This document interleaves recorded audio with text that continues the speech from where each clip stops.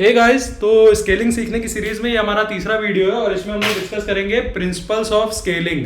तो जब मैं आपको परफॉर्मेंस पढ़ा रहा था तो मैंने बताया था वहां पे दो प्रिंसिपल्स होते थे। परफॉर्मेंस जब पढ़ा रहा था तो उसमें मैंने बताया था एक होता है एफिशिएंसी, दूसरा होता है कंकरेंसी।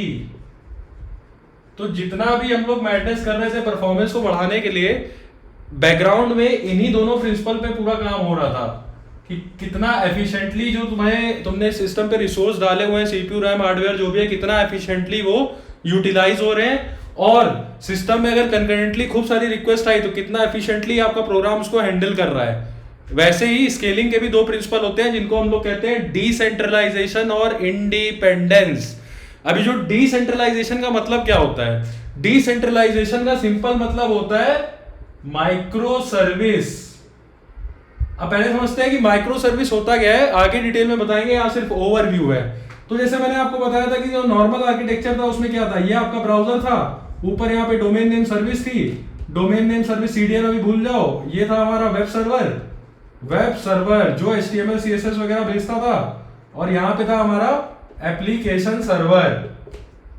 इस एप्लीकेशन सर्विस के अंदर मान लो आपने 150 एपीआई बनाई या 100 एपीआई बनाई, 100 की 100 एपीआई आपने यहाँ पे डाल दी। तो उससे क्या होता था, सपोज करो किसी को ई कॉमर्स का एग्जांपल ले लो, ऑर्डर प्लेस करना है तो उसकी एक एपीआई होगी, स्लैश ऑर्डर करके आएगी, वो भी यहीं जाएगी। उसको पेमेंट करनी है, पेमेंट भी यहीं पे जाएगी, सब कुछ इसी पे लोड बढ़ जाएगा। तो इसलिए ना डिसेंट्रलाइज कर दो इस सर्विस को। डिसेंट्रलाइज करने का तरीका, ये बना दो एक ऑर्डर की सर्विस, ऊपर बना दो एक पेमेंट की सर्विस, नीचे बना दो कार्ड मैनेजमेंट की सर्विस। जो आपका कोड था, 100 एपीआई बनाई थी, उसमें से 20 एपीआई यहां चली जाएंगी, 60 एपीआई यहां चली जाएंगी, 20 यहां चली जाएंगी।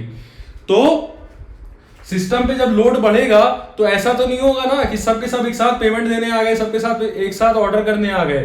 तो ऑर्डर वाले इधर भिजवाओ, पेमेंट वाले इधर भिजवाओ, कार्ड वाले इधर भिजवाओ। ठीक है, इसको बोलते हैं decentralisation. Monolithic architecture is an anti pattern for scaling, क्योंकि मोनोलिथिक आर्किटेक्चर में हमें वर्टिकल स्केलिंग पे ज्यादा जोर देना पड़ता है। आगे आप देखोगे वर्टिकल स्केलिंग क्यों नहीं हो सकती, इंपॉर्टेंट होती है। ठीक है, उसके पहले मैं एक चीज आपको बता देता हूं। मैंने आपको बताया था कि जैसे अभी मान के चलो कि ये मोनोलिथिक ही आर्किटेक्चर है आपका, ठीक है, आप क्या कर रहे हो, या मोनोलिथिक की जगह ऐसे समझ लो कि ये ऑर्डर की सर्विस थी। टोटल सिस्टम में 100 एपीआई थी, अब आपने बांट दिया उनको 20-20-60 पे। ये चली गई पेमेंट की एपीआईज, ये चली गई कार्ड की एपीआईज, ये चली गई ऑर्डर की एपीआई, और तीनों के लिए आपने सर्विसेज बना दी अलग अलग। अभी मैं एग्जांपल ले रहा हूं ऑर्डर सर्विस का। सपोज करो ये ऑर्डर सर्विस है, इसमें 60 एपीआई चल रही है, ठीक है। तो हम लोग जब हॉरिजॉन्टल स्केलिंग करेंगे तो इसके मल्टीपल इंस्टेंस बना देंगे। तो इससे क्या होगा ना, सिस्टम में मान लो 3 रिक्वेस्ट आ रही थी, आराम से सर्विस हैंडल कर रही थी, अब 9 रिक्वेस्ट आने लगी, तो बाकी 3 इधर जाएंगी, बाकी 3 इधर जाएंगी। अब मान लो 9 रिक्वेस्ट आ रही थी, आधे घंटे बाद फिर से कम हो गई, फिर से 3 आने लगी। तो ये दोनों इंस्टेंसेस हम खुले ओपन अप नहीं रखेंगे वरना इनका पैसा भरना पड़ेगा, तो इनको रिमूव कर देंगे। इसी रिमूविंग को कहते हैं स्केल डाउन।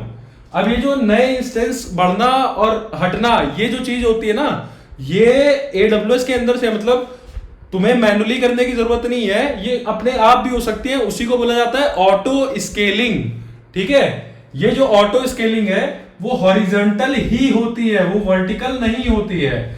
आप चाहो कि मैं हॉरिजॉन्टल स्केलिंग नहीं करवाना चाहता हूं, मैं बस इतना चाहता हूं कि ये मेरा सिस्टम है, इस सिस्टम के अंदर कुछ सीपीयू था, कुछ रैम था और कुछ मेमोरी थी।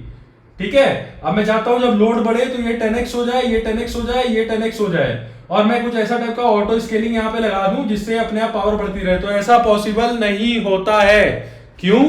क्योंकि जब ये सिस्टम है, इसका जब हार्डवेयर आप घटाते बढ़ाते हो तो पहले सिस्टम को आपको स्टॉप करना होता है, उसके बाद ये हार्डवेयर बढ़ाना होता है, उसके बाद रीरन करना होता है। तो ये मैनुअली आपको करना पड़ेगा। ठीक है, अब आते हैं दूसरे प्रिंसिपल पे। दूसरा प्रिंसिपल कहता है इंडिपेंडेंस।